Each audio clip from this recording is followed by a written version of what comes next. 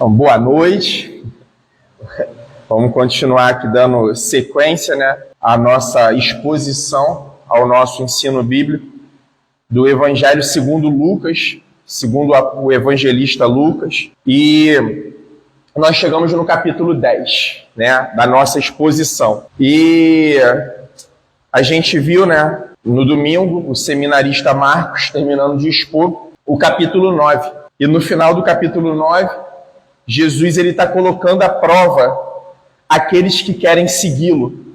Jesus está falando, está realinhando a prioridade dos seus discípulos, Jesus está alertando que a missão do reino, todos os assuntos do reino, são a prioridade na vida de um verdadeiro discípulo de Cristo, na vida de um verdadeiro, de uma pessoa que segue a Cristo. E aqui Jesus está ajudando eles a enxergarem, a compreenderem essas coisas para poder reorganizar essas prioridades. E aí nós chegamos aqui no capítulo 10, no início do capítulo 10, a gente vai ver que aí talvez na Bíblia de vocês está como subtítulo a missão dos 70. E aí a gente já vai vendo aqui Jesus enviando um grupo de 70 discípulos. A gente já viu ele enviando um grupo de 12 e agora a gente vai ver ele enviando um grupo de 70. E há algumas explicações com relação a esse grupo de 70.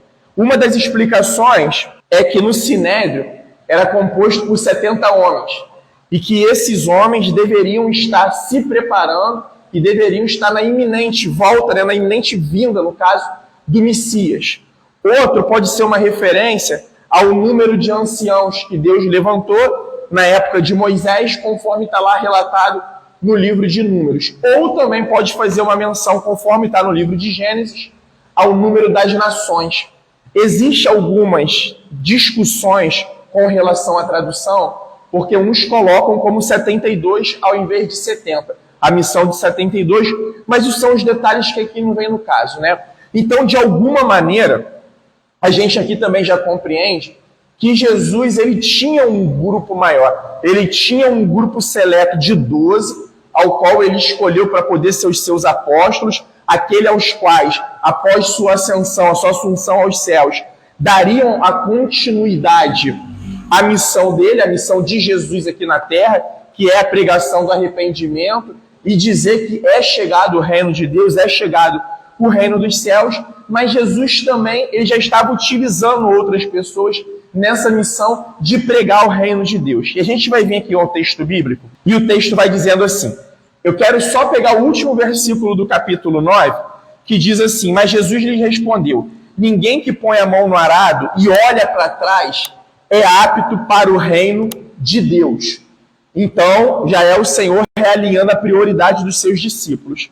E no início do capítulo 10, ele diz assim, depois disso, o Senhor escolheu outros 70 e os enviou de 2 em 2, para que fossem adiante dele a cada cidade e lugar aonde ele haveria de passar. E aqui uma informação muito interessante também, que olha só, Jesus pega um grupo de 70, divide em 2 em 2. Então ali ele tem 35 duplas, certo? E aí, ele envia adiante dele, a cada cidade, esses discípulos, aos locais aonde ele posteriormente iria passar.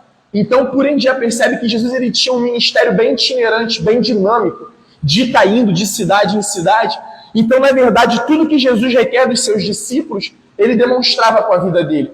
Ele não requeria e ficava sentado numa cadeira esperando todo mundo trabalhar para ele, não. Ele requeria essa urgência, mas ele demonstrava com a própria vida dele essa urgência, E aí, ele envia. E o texto vai continuando. No versículo 2 diz assim, e lhes disse, a seara é grande, mas os trabalhadores são poucos. E o que ele está falando com os discípulos? Olha só, a gente tem muito trabalho a ser feito. E como a gente tem falado desde o início, é claro que a palavra de Deus ela é viva, ela é poderosa, ela é eficaz. Ela serve aqui em São João da Barra, ela serve na capital do estado, ela serve em outros estados, ela serve em outras nações, nos outros continentes. Mas a gente trazendo aqui, como a gente tem conversado desde o início, para o entendimento aqui nosso da igreja local. Olha o que o Senhor está falando. A seara é grande, mas os trabalhadores são poucos. Sabe o que ele está falando? Meus discípulos, a gente tem muito trabalho a ser feito. Infelizmente, a gente tem poucos que se apresentam para poder fazer o trabalho. Mas a gente tem muito trabalho a ser feito. E eu quero frisar um pouco nisso daqui, porque muitas vezes a gente fala assim, mas caramba, será se ele está falando isso porque eu não estou envolvido nos ministérios da igreja? Não é isso de que Jesus está falando, não. A seara ao qual ele se refere é aí fora. Não é aqui dentro, não é envolvido nos ministérios. É estar com essa preocupação, é estar com a nossa mente voltada para o reino de Deus e para a sua missão a todo tempo aí fora. É estar vislumbrando, é estar percebendo no Senhor as oportunidades que Ele está nos dando diariamente de nós manifestarmos esse reino de justiça, de verdade, de amor, de juízo. Um reino ao qual a gente não negocia os princípios. Mas só que isso daqui é um perigo. Quando a gente vê assim, a seara é grande, mas os trabalhadores são poucos, a gente pensa que é o sistema que funciona internamente dentro das igrejas, que é o sistema religioso trabalhando em prol de si mesmo. Não! Aqui Jesus está falando a respeito da seara, ao qual nós devemos trabalhar em prol do Senhor. A seara aqui é a seara ao qual nós temos um plano da redenção, um plano de salvação, ao qual o Senhor quer atingir as pessoas que estão aí fora. E essa é uma grande verdade. Os trabalhadores são poucos. A gente tem muita gente envolvida em ministério de igreja. A gente tem muita gente correndo atrás de cargos de igreja. A gente tem muita gente no toma lá da cá de igreja. Eu amo estar aqui na igreja porque aqui eu sinto a presença do Senhor. Ué, mas tu não tem a presença do Senhor na sua casa? Você não tem a presença do Senhor por onde você está, não? Tem alguma coisa estranha. Porque Ele prometeu que o Espírito Santo habitaria no crente, habitaria no salvo, habitaria no cristão. E o Espírito Santo é a confirmação da habitação do próprio Deus em nós. Então a gente não precisa estar nas estruturas para poder estar sentindo a presença do Senhor. A presença dele não é condicionada ao que eu faço para ele. A presença dele é condicionada à promessa dele, de que ele viria e que habitaria em nós, de que ele estaria com a gente até os últimos dias. E o texto vai seguindo. Por isso peçam ao Senhor da seara que mande trabalhadores para a sua seara. O Senhor está falando da urgência do trabalho, do tamanho do trabalho, e está falando que esse trabalho a gente não realiza na nossa própria força, na nossa própria capacidade. Esse trabalho nós realizamos na dependência do Senhor. Esse trabalho nós realizamos nos fortalecendo no Senhor. E está ficando cada vez mais evidente, vamos dizer assim, essa análise que o Senhor está fazendo da igreja, está fazendo dos discípulos, porque cada vez mais as pessoas estão distraídas com tudo. Com tudo. Mas tudo aquilo que é pertinente ao Senhor, tudo aquilo que é pertinente à seara de Deus.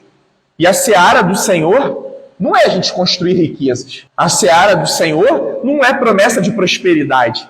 A seara do Senhor são vidas. A seara são pessoas que estão aí neste mundo no estado de condenação eterna. E a única esperança delas não é o dinheiro, não é o prazer, não são as drogas, não são as bebidas, não é o sexo ilícito, não são os diversos outros prazeres que o mundo apresenta. A única esperança dessas pessoas é o Evangelho. E nós somos esses vasos de honra que carregam esse tesouro, o Evangelho de Jesus Cristo. E ele está falando, olha só, o avanço da igreja, o avanço da pregação está condicionado ao Senhor da seara. E aqui é interessante, sabe o que? Que minha mente vai lá em João 15. Eu sou a videira, vocês são os ramos.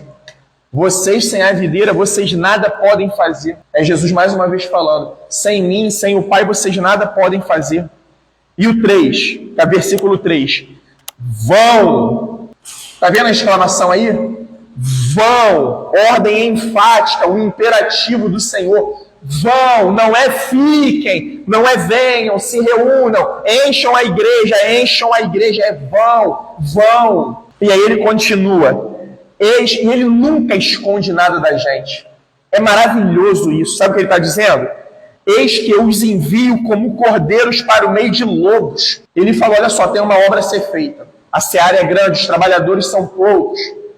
Orem ao Senhor da seara para que envie os verdadeiros trabalhadores, aqueles que botam a mão no arado e não olham para trás. Mas vão sem medo. E ele está falando, ó, eis que eu os envio como cordeiros para o meio de lobos. Ele está falando, vocês são indefesos no meio deles. lá no meio do sistema do mundo, vocês estão indefesos. Esse sistema está preparado para poder engolir vocês a todo instante, para poder perseguir, para poder maltratar, para poder matar, para poder caluniar vocês. E quando a gente fala sistema do mundo, não achemos que é da porta do templo para fora. Sabe por quê, irmãos? O mundo está influenciando mais a igreja do que a igreja influenciando o mundo. Esse sistema aqui que o Senhor falou entrou. Os lobos estão no meio do sistema religioso. E ele está falando aos verdadeiros, tá? Aqui ele está falando aos verdadeiros discípulos. Eis que eu estou colocando vocês como um cordeiro no meio desses lobos. E ele continua dizendo, não levem bolsa, nem sacola, nem sandálias. E a gente pensa o seguinte, mas calma aí, nem bolsa, nem sacola, tá? Mas nem sandália para ir descalço, não. O que o Senhor está falando aqui é urgente a missão que vocês têm. Vão que eu vou cuidar de vocês. E olha o que ele fala aqui. E não saúdem ninguém pelo caminho. Aí a gente pensa, mas pô, Jesus está me pedindo uma ordem de descortesia? De eu ser indelicado com as pessoas? Não é isso. É que lá naquele mundo, lá no Oriente, uma saudação talvez era demorada. Você passando em algum local, aí encontrou alguém, passei por Marcos, um amigo, uma pessoa estimada. A saudação lá naquela época, Marcos, não, eu faço questão que você entre. Tome um café aqui comigo, dando um exemplo. Agora você vai ter que ficar para o almoço. Ah, ficou para o almoço? Não, você vai ficar para dormir. É o que ele está falando, não, a obra é urgente. Não se distraiam pelo caminho. E ele diz, ó, ao entrarem numa casa, digo primeiro, paz seja nesta casa. 5. Paz seja nesta casa. Boa noite, minhas irmãs, Deus abençoe. Se houver ali uma pessoa que ama a paz, sobre ela repousará a paz de vocês. Se não houver, a paz voltará sobre vocês. Se tiver ali uma pessoa atenta, nós estamos no capítulo 10, no versículo 6. Se tiver ali uma pessoa atenta, Lucas capítulo 10, versículo 6. Se ali tiver uma pessoa atenta, disponível, dando atenção a vocês, dando atenção à mensagem que eu estou mandando através de vocês, porque Jesus já falou a respeito daqueles que rejeitam a mensagem. E é por isso que ele está falando aqui também nesse momento. Agora, se essa pessoa receber vocês em paz, sobre ela repousará a paz de vocês. Mas se não houver, a paz voltará sobre vocês. E sabe o que o Senhor está falando? Eu estou guardando vocês. Eu estou enviando vocês para dentro de uma missão pesada, para dentro de uma missão complicada. Eu não estou escondendo de vocês essa missão. Olha quantas cidades eu vou, eu estou levando vocês, enviando vocês adiante de mim. Eu estou falando para vocês que o trabalho aí fora é muito grande. São poucos que se dispõem a pôr a mão no arado. Eu estou mandando vocês irem. Eu estou pedindo para vocês orarem ao Senhor da Seara. Vocês não dependerem de vocês. Eu não estou escondendo de vocês que vocês estão indo como cordeiros. Eu estou enviando vocês como cordeiros para o meio de lobos. Mas continuem nessa missão. Não se distraiam nessa missão. Não levem aquilo, não levem aquilo. Não perca tempo com as saudações. Continuem. Vão firme na missão que eu dei a vocês. E ele está falando, leve a paz. Leve a paz a outras pessoas. Se as pessoas rejeitarem, negarem essa paz, e a gente vai compreendendo isso na progressão bíblica. Porque depois Jesus de ressurreto, ele diz, paz seja com vocês. É a paz que ele está garantindo com a chegada do reino de Deus. É essa pregação do reino que ele está trazendo. Mas ele está falando, olha só, mesmo que eles rejeitem, a minha paz está sobre vocês. Versículo 7. Fiquem na mesma casa, comendo e bebendo do que eles tiverem, porque o trabalhador é digno do seu salário. Ele está falando, eu mandei vocês sem nada. E as pessoas, quando oferecerem, aceitem. E não aceitem achando que é um ato de, vamos dizer assim, pobrezinho. Não! Aceitem sem escrúpulo mesmo. No sentido de que o trabalhador é digno do seu salário. O que vocês estão fazendo é digno de vocês receberem o salário. É digno de vocês receberem o pagamento. O que ele está dizendo aqui é o seguinte, não fiquem mudando de casa em casa, é no sentido de que a casa que os receber, aceite de bom grado. Porque sou eu cuidando de vocês através desta casa.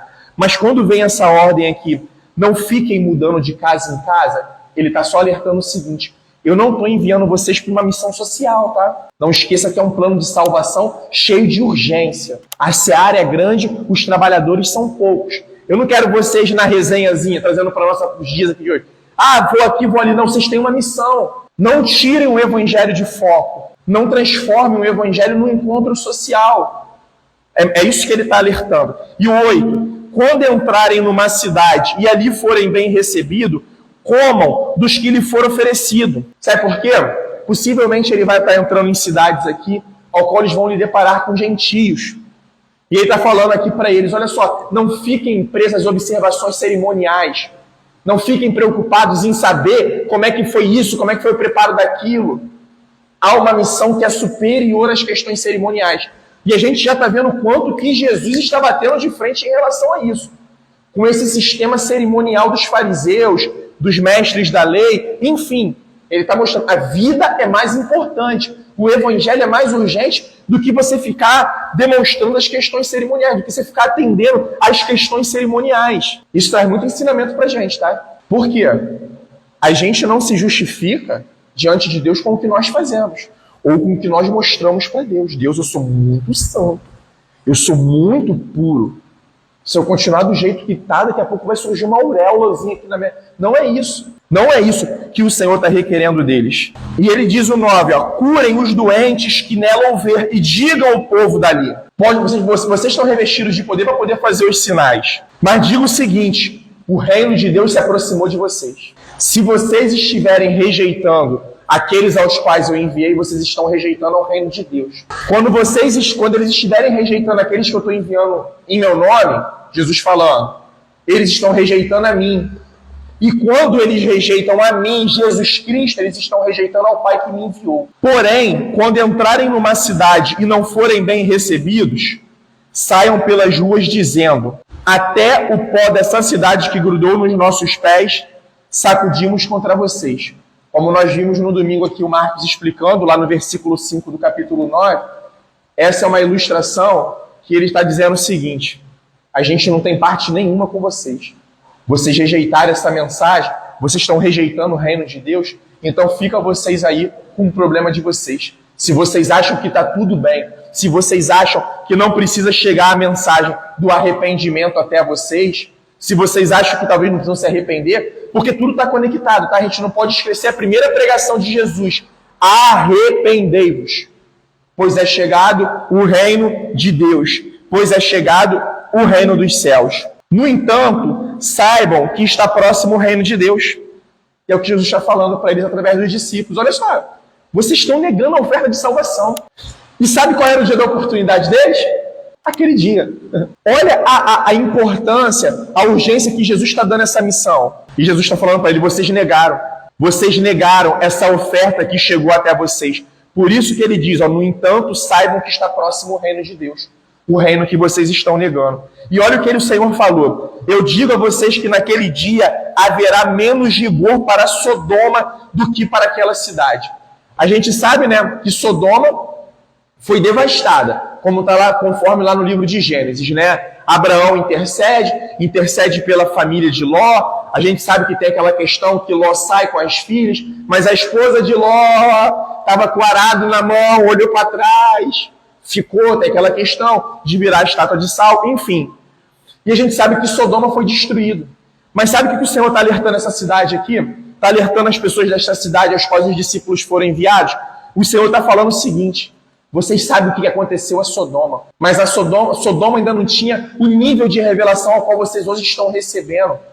Hoje quem está no meio de vocês é o próprio Deus. Hoje quem está aqui, quem vai chegar depois desses que eu enviei, é o próprio Deus, sou eu. E é esses que vocês estão rejeitando. E isso é muito interessante, tá? Interessante para nós que estamos aqui, interessante se tem alguém conectado nesse momento, interessante para alguém que vai talvez ver esse vídeo posteriormente. Sabe o que o Senhor está falando com a gente? A cada momento que nós nos encontramos, a cada momento que nós estudamos juntos a palavra do Senhor, a nossa responsabilidade aumenta. A cada revelação que nos é dada, a nossa responsabilidade aumenta. Sabe por quê? A gente vai ver Jesus orando por isso. Nos está sendo revelada coisas grandiosas. Vamos pensar, irmãos. Esquece se eles são cristãos, só dando um exemplo. Vamos pegar um grupo seleto de estudiosos, cientistas das diversas áreas, e eles estão reunidos, estudando a área que for dos seus assuntos de interesse. Sabe o que o Senhor está falando para eles? O que eu estou revelando para vocês através da palavra nem se compara. Nem se compara. Eles estão lá estudando das coisas desta vida. Eu estou estudando com vocês e revelando a vocês as coisas eternas, espirituais. E agora, o que vocês estão fazendo com isso? Como vocês estão lidando com isso? Vocês responderão. É o que o Senhor está dizendo aqui para essa cidade, para essas pessoas, e é o que Ele nos diz através dessa palavra. Tudo que eu tenho revelado a vocês, se vocês não têm colocado isso em prática na vida de vocês, se vocês estão rejeitando tudo isso que está sendo ensinado a vocês através das pessoas que eu estou enviando até a vocês, eu digo a vocês que vai ter menos rigor para a cidade de Sodoma do que para vocês naquele dia. E aí ele vai dizendo, ilustrando. O Senhor está dizendo o que vai vir a acontecer a eles e ele já está dizendo o que aconteceu com duas cidades. Olha o que o Senhor está dizendo. Isso é muito interessante. Ai de você, Corazim. Ai de você, Betsaída. E esse ai, muitas pessoas acham que o ai é um sentimento de vingança. É um Deus vingativo. Mas nesse momento não é um sentimento de vingança. É um sentimento de pesar. É um sentimento de pesar lamentando. É o Senhor falando assim, como eu lamento por você, Corazim. E como que eu lamento de forma verdadeira e pesarosa por você, Betsaida. Porque se em Tiro e em Sidom, duas cidades gentias, que foram do Império Fenício, se lá nessas duas cidades tivesse operado os milagres que foram feitos em vocês, tá? Que vocês experimentaram, há muito que elas teriam se arrependido, assentadas em pano de saco e cinzas. E é o que a gente está falando. Viu o Senhor Jesus voltando aqui novamente a mensagem do arrependimento? Ele está falando... E sabe o que é interessante? Duas cidades aqui, Corazim e Betsaida, ao qual a gente não tem muita informação bíblica a respeito do ministério de Jesus nelas. Mas uma coisa é certa, Jesus fez muita coisa dentro delas. E isso é muito interessante a gente saber por quê. Lembra o final do Evangelho de João? Ainda que todos os livros do mundo fossem registrar tudo que o nosso Senhor fez, não haveria espaço. A gente sabe que Jesus agiu, ele está falando. Eu agi muito em Corazim, em Betsaida. Fiz muitas coisas lá. E ele está dizendo, se eu tivesse feito tudo isso em duas cidades de povo gentio, há muito eles teriam se arrependido. E aqui me vem à cabeça Jonas e Nínive. Jonas não querendo pregar a Nínive, Jonas vai a Nínive e o povo se arrepende. O rei se arrepende, a população se arrepende, todo mundo se arrepende com um pano de saco e cinza. E mais ou menos, se a gente for ilustrar, ele está falando de duas cidades judias e de duas cidades gentias. Duas cidades judias rejeitando a promessa de Deus e talvez duas cidades gentias teriam recebido. Mas só que a promessa veio para o povo de Deus, veio para a nação eleita, para a nação santa. Aí o Senhor fala novamente, 14, mas no juízo haverá menos rigor para Tiro e Sidom do que para vocês. E eu quero enfatizar isso novamente. E por favor, tá, meus irmãos? Aqui jamais é uma ideia de pregar um evangelho de medo. Até porque esse evangelho é mentiroso. Um evangelho que leva as pessoas a seguirem Jesus por medo, por opressão. Sabe? Se você não fizer, vai vir um Jesus vingativo, Deus vingativo e vai te punir. Não. Mas isso não nos isenta da nossa responsabilidade enquanto cristãos. E o que ele está falando é que é justamente isso. Eu estou revelando coisas a vocês, eu tenho me revelado, eu tenho me manifestado, eu tenho dado minha palavra em vocês. Tudo que o Pai me deu a transmitir, eu estou transmitindo a vocês, eu transmiti a vocês através dos apóstolos. Está aqui. Eu prometi o meu Espírito Santo a vocês, que lhe daria entendimento, compreensão de todas essas coisas. E eu continuo me revelando a vocês. E a partir de tudo que eu tenho entregue a vocês, o que vocês têm feito diante disso? Como que vocês têm se portado? E sabe o que isso está querendo dizer? Nós todos, o exemplo que estamos aqui, repito, quem está de repente ouvindo, ou quem vai ouvir posteriormente, que no dia do juízo, a maneira que nós interagimos com essa mensagem, a maneira ao qual nós aceitamos o reino de Deus, vamos supor que vai estar o povo de Sodoma do nosso lado e a gente lá, um exemplo. vai ter menos rigor para o povo de Sodoma do que para a gente. Porque o povo de Sodoma não teve o nível de revelação ao qual nós tivemos. E a gente vai ver Jesus progredindo isso daqui. E ele diz o seguinte: e você, Cafarnaum? Onde boa parte do ministério de Jesus foi lá em Cafarnaum. Uma cidade ao qual poderia até ser chamada de cidade de Cristo também. E ele está falando: e você, Cafarnaum? Pensa que será elevado até o céu? Você vai ser jogada no inferno. Ele sabe o que ele está falando? E você, Cafarnaum, que acha que está com a tua vida toda ok, que você acha que vocês mesmos estão se justificando diante de mim, vocês que acham que são os bambambãs diante da minha presença, diante da minha pessoa, diante de tudo que eu estou ensinando a vocês, é mais ou menos o que o Senhor falou a Nabucodonosor na época da Babilônia, que ela se achava elevada até os céus. E a Bíblia nos diz que Nabucodonosor ficou pastando, comendo grama, enlouqueceu. E o Senhor trouxe aquilo como juízo sobre ele.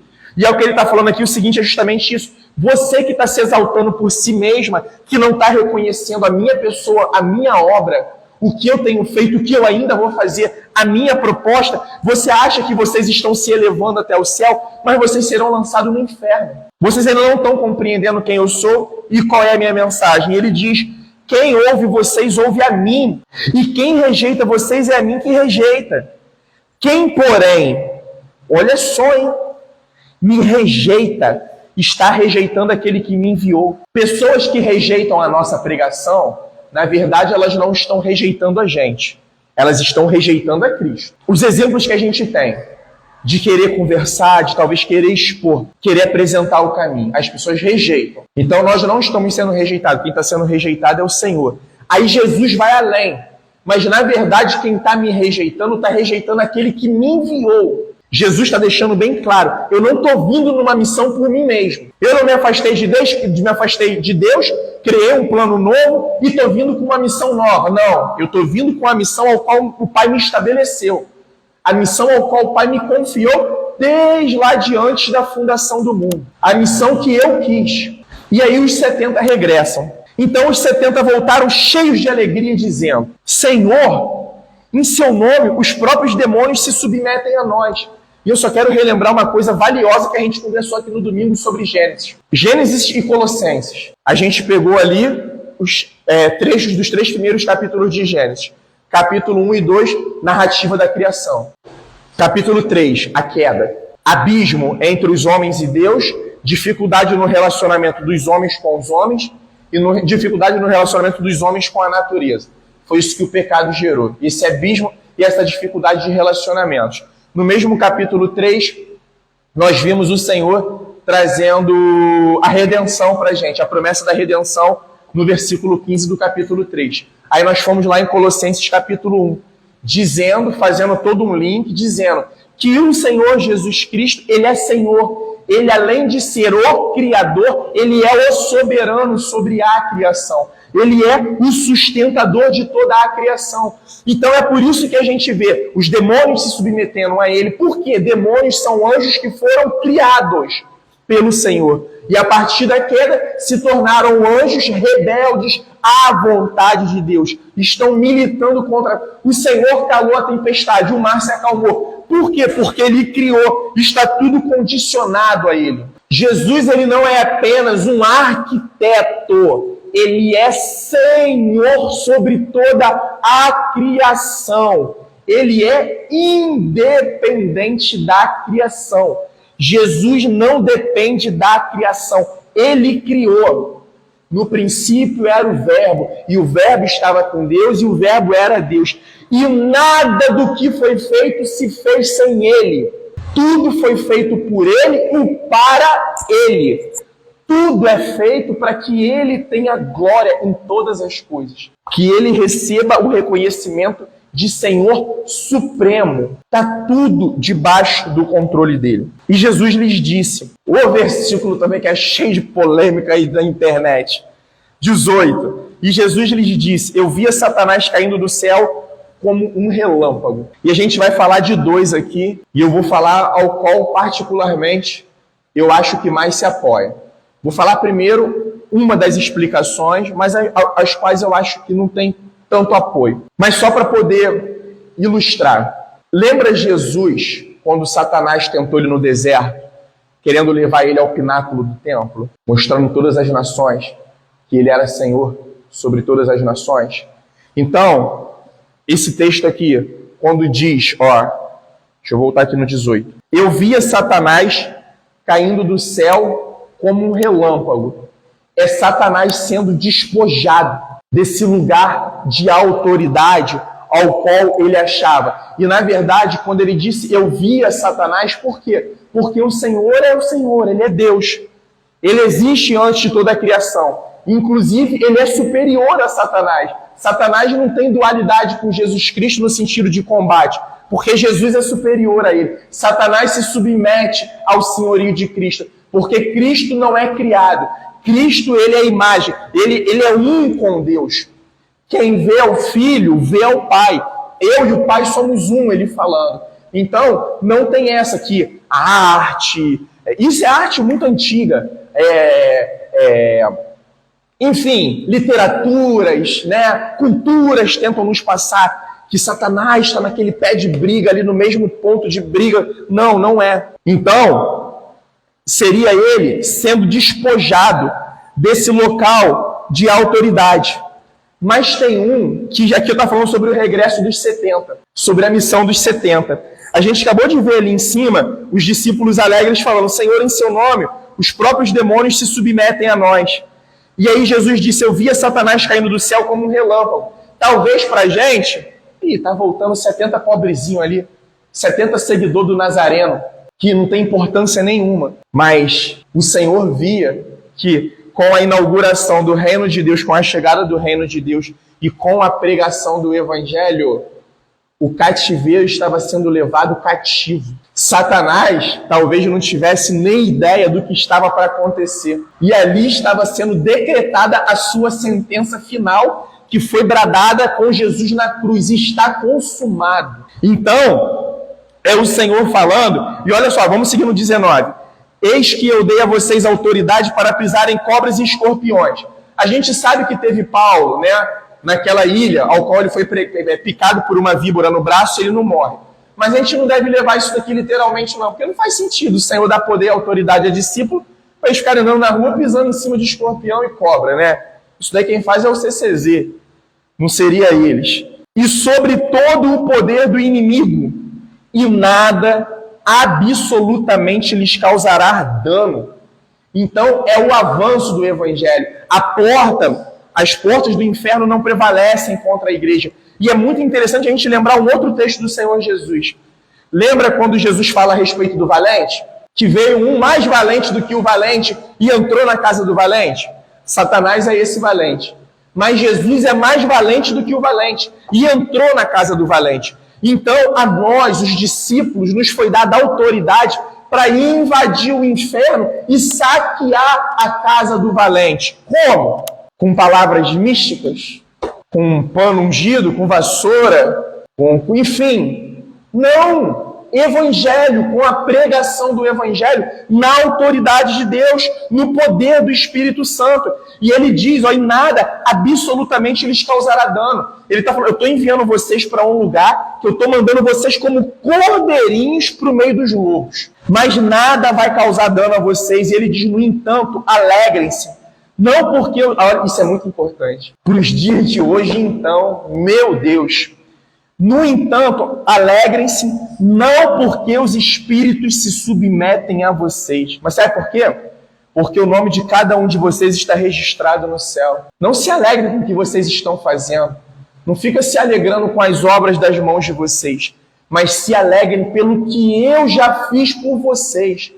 Mas se alegrem pela salvação, pela obra que eu vim realizar através de mim. Porque sem essa obra o nome de vocês não estaria no livro da vida de maneira nenhuma. Livro esse que está registrado no céu. E aí é por isso que a gente diz que definitivamente a gente não pode se permitir achar que a gente é justificado pelo tanto que eu faço por Deus, pelo tanto que eu faço pelos ministérios, pelo sistema. É pelo tanto que eu vivo para Deus. É o tanto que eu me alegro e amo meu Deus. E isso se reflete na minha vida, nas minhas atitudes, nos meus atos lá fora, no meu dia a dia. Porque o que a gente mais está vendo aí, são essas igrejas aí com cara de empresa. Igrejas sendo geridas como se fosse um negócio. E talvez a gente achando que chegou naquele de Senhor, eu batizei tantos, eu converti tantos, a entrada da nossa aqui, é não sei quantos mil, é isso que a gente faz, aquilo que a gente faz. Não é. A gente não pode confundir os princípios. E os princípios que norteiam a igreja são os princípios bíblicos, são os princípios de Cristo. E é isso que ele está alertando. A gente já falou da seara, a seara é grande, poucos os trabalhadores, orem ao Senhor da seara. E tudo que a gente está falando, olha a oração que Jesus vai fazer. Naquela hora, Jesus exultou no Espírito Santo, né? E exclamou. E esse exultor é uma manifestação com alegria. Jesus orou alegre, sabe? Vamos dizer assim, ele se emocionou com alegria, esse exultou. Ele ficou emocionado, mas de uma forma muito alegre, e no Espírito Santo exclamou essa oração ao Pai. Graças te dou, ó Pai, Senhor dos céus e da terra, porque o Senhor escondeu essas coisas dos sábios e instruídos. Aqueles que acham que conhecer o Senhor é te conhecer na capacidade deles. Não reconhecem a tua graça de que o Senhor tem se revelado a nós, de que o Senhor tem se revelado a cada um de nós. Mas eu te dou graças porque o Senhor revelou isso aos pequeninos, aqueles que são marginalizados, aqueles que não têm voz, aqueles que talvez eram excluídos pelo sistema religioso, pelo sistema dos mestres, dos escribas, dos fariseus. Sim, ó Pai, porque assim foi do teu agrado. Ele está dizendo, porque assim eu me submeto à tua vontade, Senhor Deus, porque assim agradou que o Senhor fosse e eu estou alegre, porque a tua vontade me alegra, fazia a tua vontade me enche de alegria. Tudo me foi entregue pelo meu Pai. Ninguém sabe quem era o Filho a não ser o Pai, e também ninguém sabe quem é o Pai a não ser o Filho, e aquele a quem o Filho quiser revelar. Nós já passamos esse texto há pouco tempo, eu não lembro se foi numa pregação, e é justamente isso. Quer conhecer a Deus? Não tem outro caminho a não ser através de Jesus Cristo. Não há outra maneira. E só vai conhecer a Deus verdadeiramente através de Jesus e aqueles aos quais Jesus quiser revelar. Sabe o que Jesus está dizendo aqui? É um reino de acepção. Não é um reino de acepção. Jesus está falando para os discípulos sobre a importância e a urgência que é essa obra, sobre a prioridade que é os discípulos fazerem a obra do Senhor. E está falando, eu não vou perder tempo com quem não quer. Eu não vou entregar pérolas a quem não quer. E foi a ilustração dele. Eu não tenho como dar pérola aos porcos, porque os porcos vão pegar essas pérolas e vão ficar ruminando, quebrando elas. E para eles vai ser desperdício, não vai ter proveito nenhum. O que ele está falando? Eu revelo aqueles aos quais querem. Eu vou entregar boas dádivas àqueles que querem receber essas boas dádivas e que se alegram. E a gente está caminhando para o momento final aqui dos ensinamentos desse capítulo. E eis que em certo homem, intérprete da lei, olha que interessante, ele se levantou com o objetivo de pôr Jesus à prova e lhe perguntou, mestre, o que eu farei para herdar a vida eterna? Isso é religião, irmãos, está vendo? Isso é o retrato da religião purinho. O que eu vou fazer para me religar a Deus? Não estão compreendendo nada sobre a graça. A pergunta dele é para pôr Jesus à prova. Primeiro, ele não está nem um pouco interessado em receber boas dádivas de Cristo. Ele não está nem um pouco interessado em se juntar aos pequeninos. Eu vou ser humilde aqui. Eu, de repente, não estou entendendo, mas não, ele está querendo pôr Jesus à prova. Eu vou pegar Jesus, eu vou desmascarar Jesus. Quem Jesus pensa que é? Eu sou intérprete da lei, rapaz. Quem é esse homem aí que saiu lá de Nazaré, filho de um carpinteiro? Todo mundo sabe quem esse homem é. A gente conhece a mãe dele, a gente conhece os irmãos, as irmãs, e agora vai vir esse cara aí cheio de autoridade. Quem ele acha que é? Colocando para os nossos dias, como se fosse mais ou menos assim. Mestre, o que eu faço para herdar a vida eterna? E aí Jesus lhe perguntou, o cara é intérprete na lei, o que está escrito na lei? Como você entende a lei que você prega e ensina? A isto ele respondeu, ame o Senhor seu Deus de todo o seu coração, de toda a sua alma, com todas as suas forças e com todo o seu entendimento. Resumindo, ame a Deus com toda a sua vida. E depois, ame o próximo como você mesmo. Por quê? Todo o meu amor ao próximo, exemplo, todo o amor que eu demonstro pela vida da Dalila está condicionado ao amor que eu tenho pelo Senhor. O que eu vou entregar a ela de amor é o amor que eu tenho por Deus. Vamos dizer assim, o amor que eu tenho a Deus é o refino desse amor que eu terei pela Dalila. E nós um pelos outros. É por isso que isso está sempre linkado. E ame o seu próximo como a você mesmo. Então Jesus disse para o intérprete da lei, você respondeu corretamente. Faça isso e você viverá. Sabe o que ele está dizendo aqui? Agora não é Jesus ensinando obras, mérito. Faça assim e você viverá. Inclusive tem uma certa ironia do Senhor. Sabe por quê? Você não faz isso sozinho. E na verdade você nunca vai fazer isso sozinho. Você sempre vai derrapar nesse mandamento. Se você não tiver arraigado no meu amor, a gente já passou isso no Evangelho de João, a gente estudou lá no capítulo 17 e em outros capítulos. Se vocês não estiverem enxertados no meu amor, vocês não vão cumprir isso. O amor de vocês é débil, é falho, está maculado, está contaminado pelo pecado. Vocês não vão conseguir cumprir isso. Mas ele, olha que interessante, ele ainda com uma visão de religião, mas ele querendo justificar-se, perguntou a Jesus, quem é meu próximo? Tipo assim, né? Quanto a Deus, não vou dizer como você vai mensurar, porque talvez eu sou intérprete da lei. O meu amor a Deus eu já demonstro, porque eu sou um homem versado na lei. Agora, quem é o meu próximo? Como que eu demonstro esse tipo de amor aí? Aí Jesus conta uma história para ele. Vamos lá. Um homem descia de Jerusalém para Jericó e caiu na mão de alguns ladrões. Esse caminho aqui são 28 km. 1 quilômetro desse caminho é de descida íngreme, difícil. E é um caminho, assim, bem inóspito. É um caminho ao qual pode ficar realmente salteadores, ladrões ali escondidos. Aí vamos lá. Um homem descia de Jerusalém para Jericó e caiu na mão de alguns ladrões. Estes, depois de lhe tirar a roupa e de lhe causar muitos ferimentos, retiraram-se, deixando esse homem semi-morto. Por casualidade, um sacerdote estava descendo por aquele mesmo caminho. E vendo aquele homem, o sacerdote fez o quê? Passou de largo. O que ele está dizendo aqui? A gente sabe que se um sacerdote encostasse num morto, ele se tornava impuro. Estava lá na lei de Levítico. Né? O povo não podia encostar em defunto, que ele se tornava impuro. Mas depois dessa impureza, era só ele cumprir um ritual que ele ficaria puro novamente. Olha o que é a religiosidade. Mais preocupada com as coisas externas do que com a própria vida. Mais preocupada em investir num sistema religioso, em investir em estruturas, do que investir em pessoas. Sempre preocupados com as suas aparências. Sempre preocupados com aquilo que deveria ser secundário. E estão esquecendo que o grande barato é a vida. É amar o próximo como a si mesmo. E Jesus é brilhante. Brilhante. Sabe por quê? Ele está demonstrando para o camarada, se vocês acham que vocês estão cumprindo isso, vocês não estão cumprindo nem o primeiro nem o segundo grande mandamento. E aí seguiu. E um levita, porque ele também, né, de igual modo um levita, que a gente também sabe que faz parte do sistema religioso de Israel, descia por aquele lugar e vendo, o passou de largo. 2 homens judeus, 2 homens de proeminência na religião, um sacerdote e um levita. E deixa eu só aproveitar uma coisa aqui, irmãos. Hoje não tem mais levita. Ou tem, está lá em Israel. São os que descendem da tribo de Levi. Músico é músico. Porque às vezes a gente tem essa mania de dentro da igreja. O músico é um levita. Não. A gente tem que tomar... Daqui a pouco a gente vai achar que as pessoas estão levitando aqui no culto, né? Levita não tem. Não tem. Músico não é levita. Levita são os descendentes da tribo de Levi. Foi a tribo que o Senhor escolheu para poder cumprir, para poder atendê-lo em todas as questões religiosas de Israel. Quem é levita? É descendente da tribo de Levi. Se a gente não descende da tribo de Levi, nós não somos levitas. E sabe como é que o Senhor ele é maravilhoso? Certo samaritano, sabe quem era o samaritano? A gente sabe. Era aqueles aos quais os judeus tinham ódio.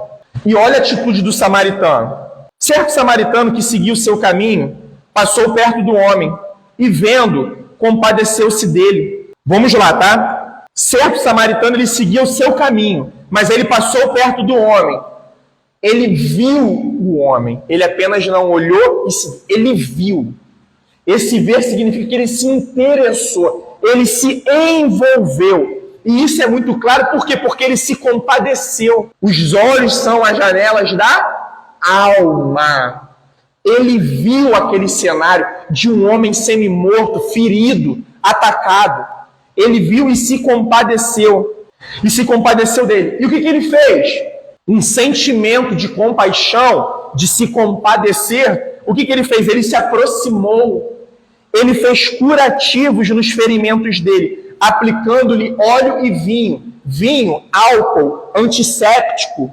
E óleo, anestésico, tira dor. Ele usou do que ele tinha, do vinho próprio dele, do azeite próprio dele, e começou a cuidar dos ferimentos desse homem.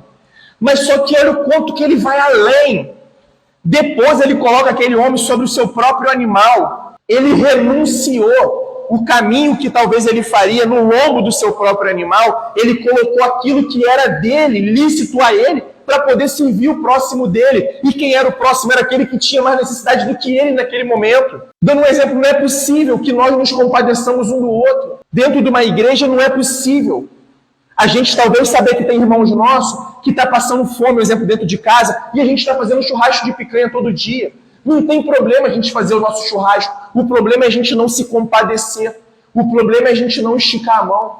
O problema é a gente não olhar o que está acontecendo aí fora. E o levou para uma hospedaria e tratou dele. No dia seguinte, separou 2 denários. Tem 2 entendimentos aqui, tá?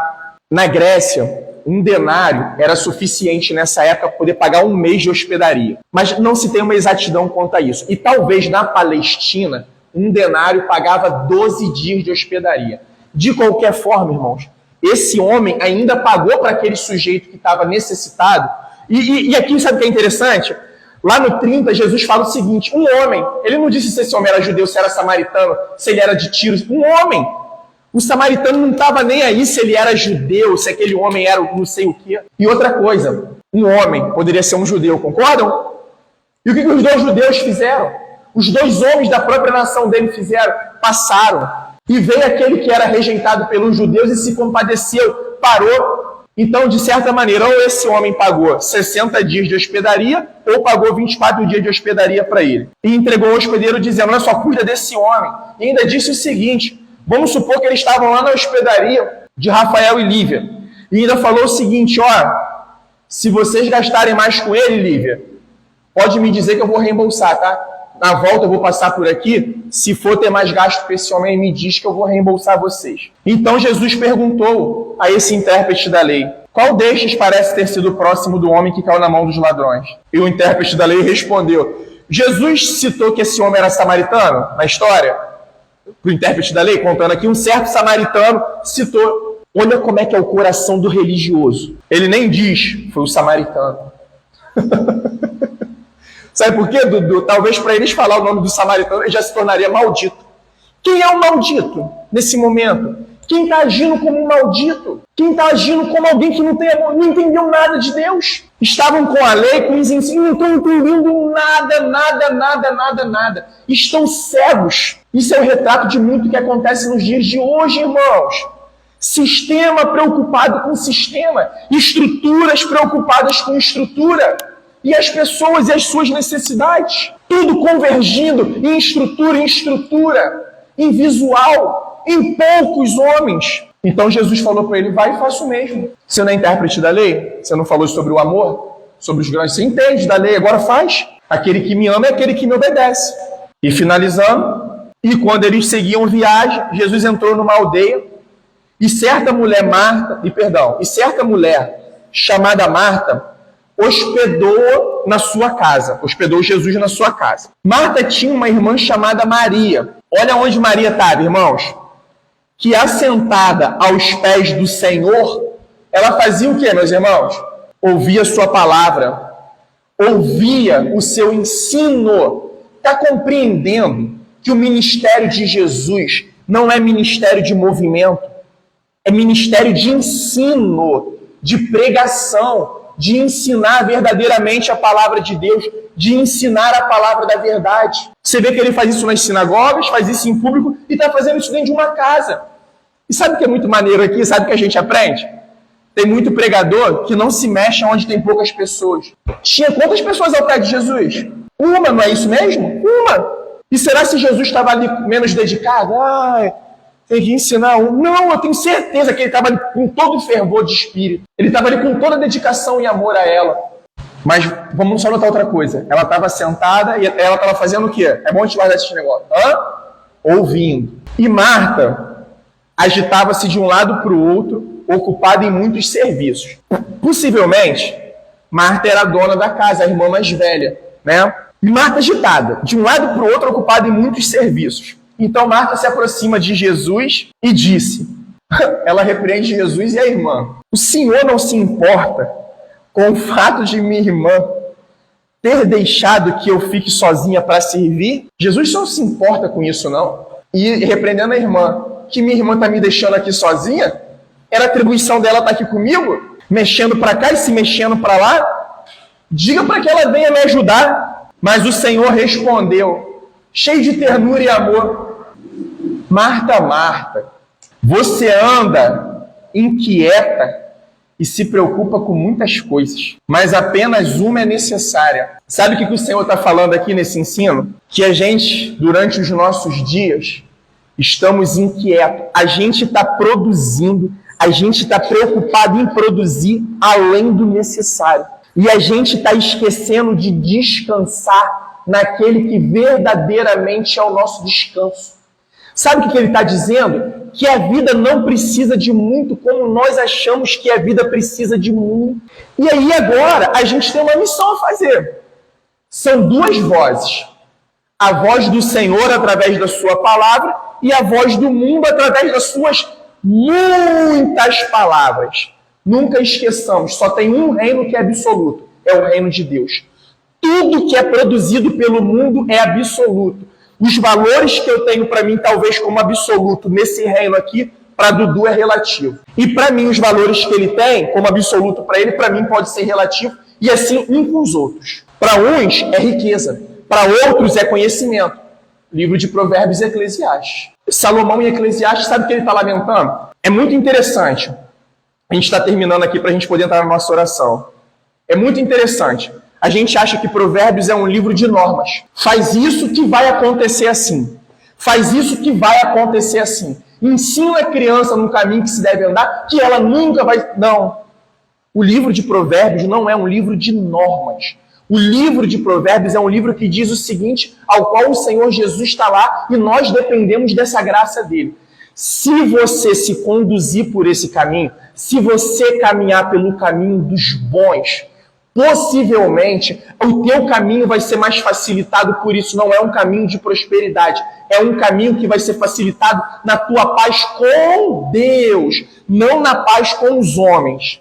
E a todo instante a gente deve estar encontrando Cristo ali dependendo. Não é, Senhor, eu vou fazer isso e vai acontecer. Senhor, me dá graça, me ajuda nesse sentido, me ajuda a andar por esse caminho. E sabe o que é o livro de Eclesiastes? É Salomão vendo que a vida não é nem um pouco fácil, que a vida é dificílima. E ele falando, olha só, prazer, mulheres, eu tive muitas. Riquezas, eu tive muita riqueza. Eu tive conhecimento, prazeres diversos. Muitas coisas eu tive, muitas mesmo, muitas. Mas sabe o que eu vi no final da vida? Que tudo isso é vaidade. Que tudo isso, é como um vapor.